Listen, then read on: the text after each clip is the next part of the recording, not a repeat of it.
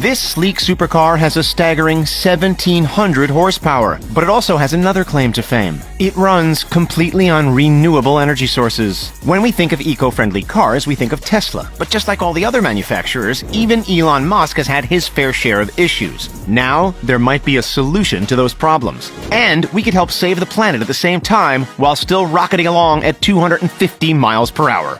They're calling it the world's first Mega GT and an extreme megacar. And if you ask us, they're not too far off. This is the Koenigsegg Gemera, a vehicle that could very well be the beacon of the future of the industry. We've only been introduced to this beast recently, having been unveiled on March 3rd of 2020 during an online broadcast by Koenigsegg. It's classified as a 4-seat hybrid grand tourer, meaning that for a supercar, it's actually got a ton of space. Most lightning-quick rubber-burning hypercars are 2-seaters in order to reduce weight and focus more on performance. However, the Gemera, even with its roomy interior, can reach 250 miles per hour. That's over 400 kilometers per hour, placing it way up there in the top tier of the industry, with just a handful that would edge it out in a drag race. It can zip from 0 to 62 miles an hour or 100 kilometers in a mere 1.9 seconds, and has all the fancy gadgets and stunning door mechanisms to go with it. However, remember that this car is a hybrid, part electric, part traditional engine. Well, somewhat traditional. If the driver wants to, they can choose to isolate the lightweight 800V battery, which enables the Gemera to go full-on electric for up to 31 miles or 50 kilometers. Keep in mind that when going full electric, you do miss out on the adrenaline-pumping sound of a real engine. We've heard that the Gemera could be revolutionary for the environment, and that's because of something that they're calling the TFG engine. Any guesses what that stands for? Thrust Force Grunt? Nope. Believe it or not, Tiny, Friendly, Giant.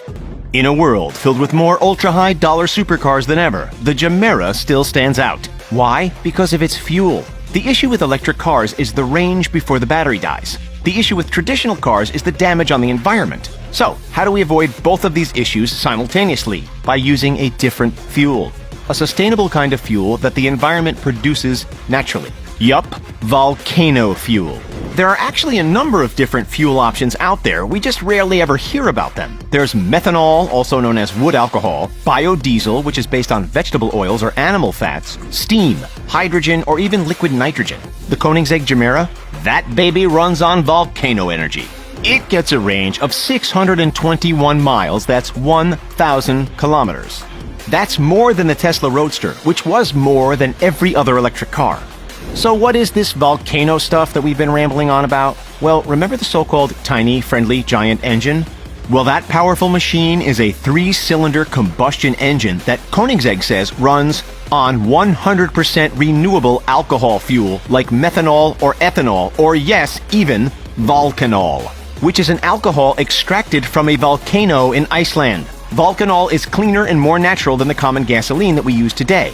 For years, a company called Carbon Recycling International has used an Icelandic volcano to power a nearby geothermal electricity plant. So who's to say that this concept, while relatively new, couldn't prove to be a major new source of fuel for hypercars? If Koenigsegg can do it, then so could others. Even established car companies like Lamborghini, Ferrari, and Porsche, who have shown that they're not afraid to go down the hybrid route, could experiment with this technology. Could they leverage this new engine to help keep them competitive with Tesla? There's only one way to find out. If volcano-fueled sports cars can become the norm, we could eliminate the problems posed by electric cars. Theoretically, this, combined with the continued growth of electric car technology, could reduce the automobile industry's carbon footprint emissions. Would that stop global warming? It would be a step in the right direction.